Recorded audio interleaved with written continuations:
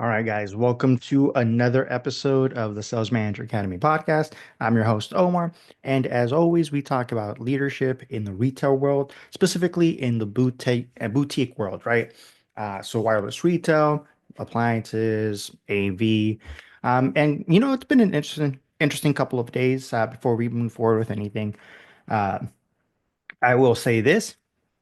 It is still up in the air with everything that you're seeing, because we still don't know what the fuck is going on with tariffs. We're yet to see, we're yet to find out. Just because there's a pause doesn't mean that somebody will decide, you know what?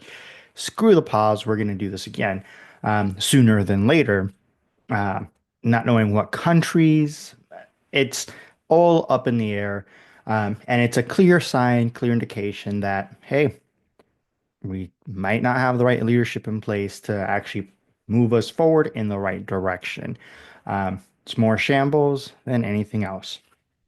With that being said, if you're wondering why I have a band-aid on my finger, uh, easy response there. I was making some pico de gallo, and I've always talked about, sharpening your tools, sharpening, the edge of your knife, as a metaphor for training your people, making sure that your people are trained, developed, because over time, right, tools get dull. Your people's knowledge without refinement, without, refining their craft, can get dull where they're missing a lot of potentially good improvements or good ways to refine their tactics, refine their skill sets. Well, I didn't sharpen it yesterday, but it was sharp. It was definitely sharp. Um, I almost chopped the edge of my thumb off.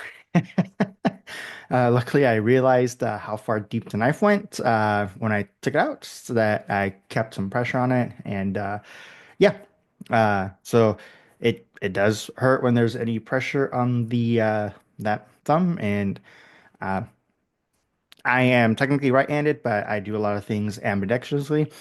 So my left hand definitely does get a lot of use. So it's definitely been nonstop bleeding, but it's good. It's good.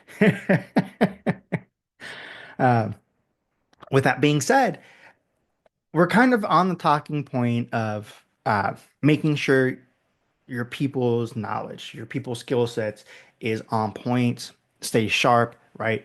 Um, and the topic for today that I want to touch on is why your team is bored and what to do about it.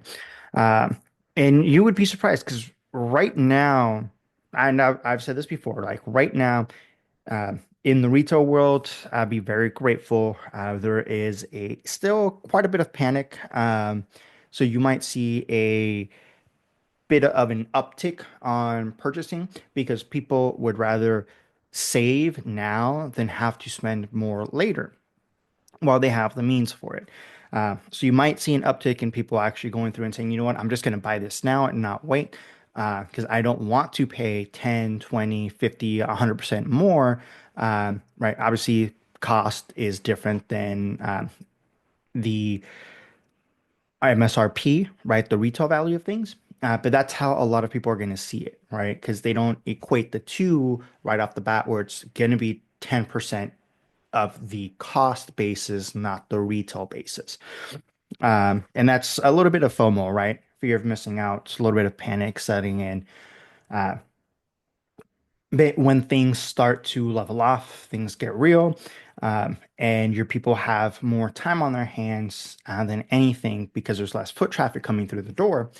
It is going to be a sense of being bored. It is going to be a sense of this is ridiculous. What do we have to do? Why are we here so much, right?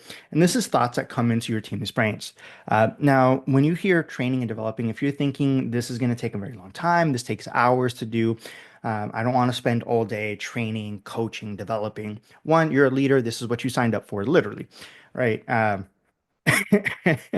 But two, the very important thing is understand that coaching and training, the developing portion, doesn't actually take a very long time. You chunk pieces. So you throw something that you're going to teach out, and then you work on practicing it, right? So you don't spend a lot of time, excuse me, on the theory portion of teaching it. Uh, you teach it, spend a little bit of time on it, but the majority of it is spent through practicing. Practicing can be a lot of different things. It can be role playing. I am a big fan of role playing, and there's different ways to role play, not the traditional way that you might be thinking. One of the easiest ways to role play is through visualization practices. And if you download, we haven't done it already, go to the link in the bio, go to the description, download the 15-minute framework. It's an easy way to do visualization practices in the form of a coaching session as well. So that's super, super easy, super important to be able to use. That can get you quick wins now as opposed to later. And that helps with making sure your people aren't stagnating, that they're essentially reigniting their passion for sales, right? Because they start seeing new things and they start saying, like, hey, this is actually pretty cool. This is going well. Like, let's continue this. Let's do a little bit more of this, right? Because it kind of gives them that endorphin rush, right? Where, oh, this is actually something that's working, that's doing very well. Like, let's continue it. It's kind of like, this is something new. I don't want anybody else to find out about type of situation, because it feel like it gives them the edge, which it does in what they're doing, what they're performing. Uh, but the other aspect of why you want to do this is it keeps them from being bored. Once again, I've talked about this, the science of flow. And being flow isn't just sales, it's when you do anything. It takes time to get back in the right mindset where you are in the zone. When you get out of the zone, could be for anything. It typically takes about 15 to 20 minutes of doing said activity to get back into the zone. This is why like things go super fast when you're uh, like doing certain admin tasks, or when you're working with your hands, or if you're in sales and you have a bunch of people waiting in line. It feels like it's super fast because you're in flow, you're in the zone, and you're getting things done. And you're not having to kind of shift gears to get back into it. You're jumping boom, boom, boom in the right flow of mind. And that's why it feels like things are going a lot faster. Um, and that's what you want to do, because when you focus on coaching and training and developing, you're keeping them in the right zone. You're keeping them in the right frame of mind. So when a new client, a new customer walks in, they're not having to, shift gears and now, okay, I need to jump in and kind of get back into this mindset. It's like, no, they're already in that mindset. So it's easier for them to actually stay there and jump right into helping. Everything is fresh in their mind. Everything is right there and focused. They're not having to refocus their attention. And that's why doing small coaching sessions, small trainings throughout the day is super important. Training and developing never stops. If you're a leader and you catch yourself spending way too much time on your phone, just browsing through social media, take a step back. It's like, okay, let's redefine this real fast. Let's do something worth doing, right? Let's go over quick coaching. Let's do goal setting. Because at the end of the day, your people also have a goal that they want to hit financially. So this is why we're doing it, to make sure that we can get closer to you getting that goal, instead of trying to figure out, okay, am I going to be there or is it not going to be? What are we doing? Type of situation. Okay. Um, Now, if your reps are bored while they're working, that's not necessarily their fault. That's actually yours as a leader. What are you doing in your region, in your market, in your district to make sure that your team is actually engaged, that they're focused on getting what needs to get done, right? In our case, it's selling, it's, you know, reaching out to clients, customers, prospects, and following up with them, because there is things that we could do. It doesn't mean that they have to, that your team has to be doing something every single second of the day. We don't want busy work. We want work that is proactive and is actually leading to results, right? Because if I got somebody who's 130, 140% the goal, kudos, awesome. Am I going to get on them because, hey, they're taking a little bit of downtime? Maybe that downtime is them re-engaging, right? Refreshing their mind so that they can be fresh. So you got to understand the difference between bad board and good board. Okay. There's a difference between the two. And one of the biggest ones that we can attest to is going to be, productivity, as far as what they're hitting, what they're trending to hit. And you want to stay on top of it. You don't want to be badgering, you don't want to be micromanaging. You need to be proactive and you need to be guiding and mentoring your team to success. Um, and once again, going back, if you haven't downloaded it, get the 15-minute framework and use it as a coaching session, as a coaching guide, so that when you are with your team and you're wondering, what can I do? I don't know what to do next. It's an easy way to go through. Doesn't take a very long time. Once you've mastered it, once you become very good at it, you literally can do a coaching session in less than 15 minutes, start to finish, and be one of the best coaching sessions you would ever have with anybody. No more hour, 2 hour coaching sessions that drag on. Now you got something that actually does well and can get you and your team results at a much faster pace. Easy. I've literally used it for years. Try it. Um, and when you're doing like daily, weekly goals, you're breaking things down to smaller, more manageable aspect of goals. That's another thing too that I think some people forget because we have this goal for the month, right? We have a goal for the year, a goal for the quarter, a goal for the month. We should have a goal for the week and a goal for the day. If we don't, if we say, okay, well, what's your goal? And they just give me their target for the month, hey, that's not the goal that we want to hit today. That's great that you know what your goal is, but what is the goal that we're going to hit today to make sure that we can get you or you can get to your monthly goal, to your quarterly goal, to your yearly goal? We have to be able to break it down so that they know if they're on pace. Because once again, your team starts taking ownership of what they're accomplishing, of what their goals are, and it's not coming from you, it is much easier for them to actually move forward and to get after hitting their goals. They're taking ownership of something that previously wasn't theirs. Just because you assign something to somebody doesn't mean they're taking ownership of it. And that's where a lot of companies, a lot of people forget that, hey, just because you do something doesn't mean it's going to get done. Just because you say something doesn't mean it's going to get hit. That's what we got to focus on. That's what we got to get after. Um, and those consistent coaching sessions allows them to see like, hey, we do care about what you're going to hit. We do care about where you want to get after. And we want to make sure that you're as successful as possible. So what can I do to help you get there? That's super important. Your team has to know that you're going to be supportive, that you're going to be there for them. Otherwise, hey, I'm just here for another paycheck. I care more about the base, the hourly, than I do anything else. And when things are up, I'm going to go to the next position, the next company. That's what we want to avoid, right? Coaching, training does not stop after the first 2 weeks of somebody being hired. If your company only has especially if you're in sales, if your company only has a 2 week training program, I don't care how entry level you might think a job is, unless it's retail and like completely full on big box retail where they're not getting paid a commission. Okay, cool. 2 weeks. They just need to learn how to use the register and the systems and they're solid. And they're going to learn the rest of the way, but most of it's going to be stocking, right? Down stocking, putting things up. Um, what is it? Laser lining, right? Making things look clear. There's not going to be a lot for them to have to actually learn and memorize. They're not asked to be product specialists. They're not asked to, know every single little detail about a specific product or service that your company may offer.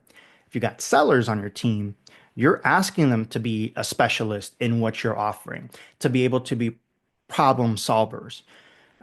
So it doesn't matter if you think it's an entry role position for your company.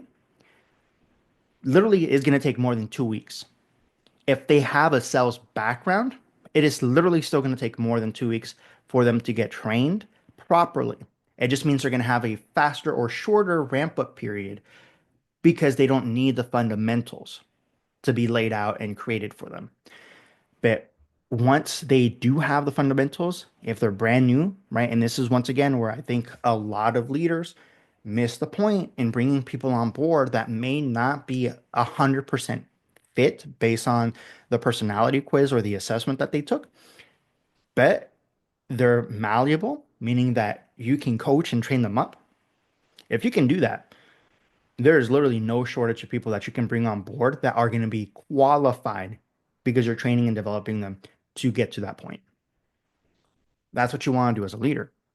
And that's going to happen with consistent coaching, not inconsistent, not non-existent, not you just came on board, you went through the 2 weeks of training, because I guarantee you that 2 weeks of training, if that's you, that's your organization, the majority of it is e-trainings, e-learnings, online courses. So it's a bunch of data being dumped at you. And guess what? We all know what a fast-paced environment means. Fast-paced environment means that you're not adequately staffed. People call out often, uh, and you're you definitely need a lot more people, right? It's not what some other people think it actually is. It's not. It's truly a fast-paced environment where you got to keep up. If it was truly that fast-paced and that well-paying, people would be knocking down your doors. Ask Google, who has a what 0.02% uh, hire rate based on the number of applicants that they get. Yeah, you got to understand kind of where you're at, where you stand, and what you can do to be able to help your teams. Okay. Uh, and I want you to think about it as a leader. If you're a DM, regional director, when's the last time that you had a coaching session with your team, anybody on your team, and the word quota did not come up, right? You did not talk about their quota. A lot of people can't say that because your coaching is directly tied to their quota. Are they on target to hit their quota? Real coaching isn't you throwing out the word quota and like, what are you doing to hit your quota? It's okay. Real goal. What's your goal? What are we going to do to hit the goal? What are you going to do? What do you need from me? What can I help with? Right. And as a leader, you have to understand what you can and can't do to help. You can't just ask them, what can I do to help? And they give you this, and I'm going to do everything I can. Be, literally offer your help, but also be realistic about what kind of help and let them know what the realistic aspects of you being able to help are. Okay. You don't want to overpromise and underdeliver. If you underpromise and overdeliver, just like them with their people, their customers, it's the exact same method. We as leaders do not stop the sales process. That is the most important aspect of it. Just because you went into a leadership role doesn't mean that you stopped selling. It means that your customer is a different person now. Your customer is literally the employee. So, what can you do to help them? That's the big one, right? Uh, and when you're doing consistent coaching sessions with your team, you're giving them a clear vision, a clear mission, a clear target to get after. We're not pushing things to the end of the month. We're being upfront and center after what we can get, trying to make sure that they're as good as possible and as well set up for hitting their goal at the end of the month, for hitting their goal at quarter, for hitting their yearly target. That is what we want to get after. That is what's going to lead to true success for your team. And that creates energy. And as they see that energy, as they start feeling that energy, it creates more. And that rubs off on the rest of the people on your teams. And now you have a team of overperforming sellers. Now you have teams that are hitting 130 to 150% the goal. You're going to be pissed off because your goal target's going to go up. They're like, yeah, based on what our normal goal targets are, is this. We're going to raise up your goals. I've been there myself. I've had these conversations where I should have had a month where I was going to be 180, almost 200% the goal because my teams were performing so well. Yeah, it's like we're going to raise up your goals because you're doing too well. It's great that this is what we had accounted for the year. But be real, right? They're going to do that because they also want to push you to see where you can go as a leader, as well as kind of it sucks, right? A little bit of capping kind of what your pay is, as far as what you can hit on your bonuses. Like I said, I've been there before. I've had those conversations. I know what it's like. Because part of it too is that some of those goals are now going to go to a different market that's not performing well. So you're kind of making it up.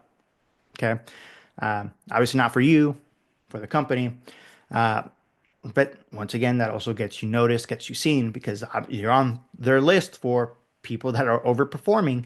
And they know if they don't do something fast, you will be bouncing somewhere else. So it's an easy way to fast track your career to another position, whether it's with that company or somewhere else. That's the most important thing you want to get after. Okay.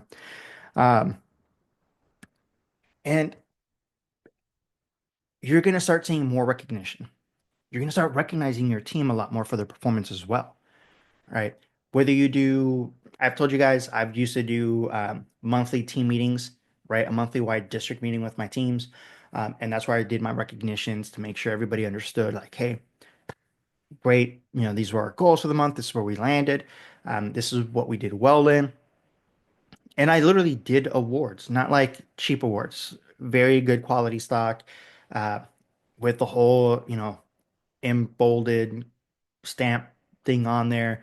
Uh, and it was fun, right? It was a fun experience for them. And it wasn't just the awards, it was also rewards with the awards, right? Gift cards as a show of appreciation, or like other items, uh, just to show like appreciation for, hey, you guys did well. And it's funny because that's also where more of a competitive nature would come out from my teams, where it's like, okay, everybody knew who was at the top for certain areas, and they would specifically pick out certain KPIs that they were going to be masters over because either they got tired of seeing the same person in different categories and like, you know what? I may not be able to trump them overall, but I can be the one that knocks us out. And be fair, do it on a percentage goal. Don't do it on, a product attainment, on a number attainment. Because the truth is, if you got people in a higher performing store where they have more opportunities compared to a person with a lower opportunity store, that becomes a different setting. Okay.